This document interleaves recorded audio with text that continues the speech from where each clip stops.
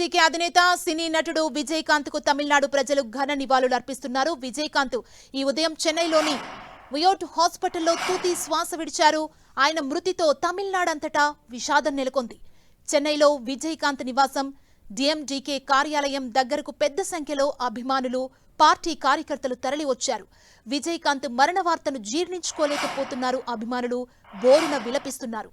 విజయకాంత్ మృతిపై ప్రధాని మోదీ, కాంగ్రెస్ నేత రాహుల్ గాంధీ సంతాపం వ్యక్తం చేశారు. విజయకాంత్ పార్థివ దేహానికి తమిళనాడు ముఖ్యమంత్రి స్టాలిన్ నివాళులర్పించారు.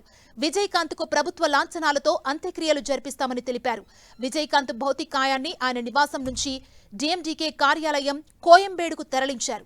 71 ఏళ్ల విజయకాంత్ ఈ నెల 26న రాత్రి కరోనాతో హాస్పిటల్లో చేరారు.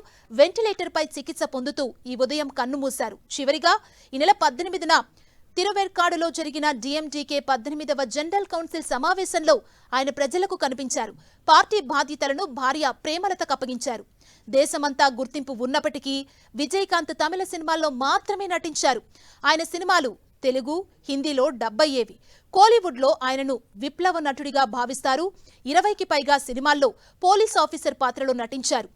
అవినీతికి వ్యతిరేకంగా పోరాడే చిత్రాల్లో విజయకాంత్ ఎక్కువగా నటించారు. ఇవే ఆయనను రాజకీయాల వైపు నడిపించాయి. కెప్టెన్ పేరుతో గుర్తింపు పొందిన విజయకాంత్ కు ఆయన సమకాలికులు రజనీకాంత్, కమల్ హాసన్ కు వచ్చినంత స్థాయిలో గుర్తింపు రాలేదు. అయితే తమిళ అగ్ర హీరోల్లో ఒకరిగా ఆయన నిలిచారు. కెప్టెన్ ప్రభాకర్ సినిమా విజయకాంత్ 100వ చిత్రంగా విడుదలై సంచలన విజయం సాధించింది. ఈ సినిమా తెలుగులో కూడా డబ్ అయింది. ఆ సినిమా తర్వాతి నుంచే అందరూ ఆయన్ను కెప్టెన్ గా పిలవటం మొదలుపెట్టారు. దాదాపు 18 ఏళ్ల క్రితం విజయకాంత్ దేశీయ ముర్పోకు ద్రవిడ కళగం పేరుతో పార్టీని పెట్టారు. 2011 నుంచి 2016 మధ్య తమిళనాడు అసెంబ్లీలో విజయకాంత్ ప్రత్యక్ష నేతగా ఉన్నారు. విరుదాచలం, రిషి దివ్యం నుంచి అసెంబ్లీకి ప్రాతినిధ్యం వహించారు. అయితే సినిమాల్లో రాణించిన స్థాయిలో రాజకీయాలపై తనదైన ముద్ర వేయలేకపోయారు విజయకాంత్. అయినప్పటికీ డీఎండీకేని ఏ పార్టీలోనూ విలీనం చేయకుండా స్వతంత్రంగానే నడిపారు.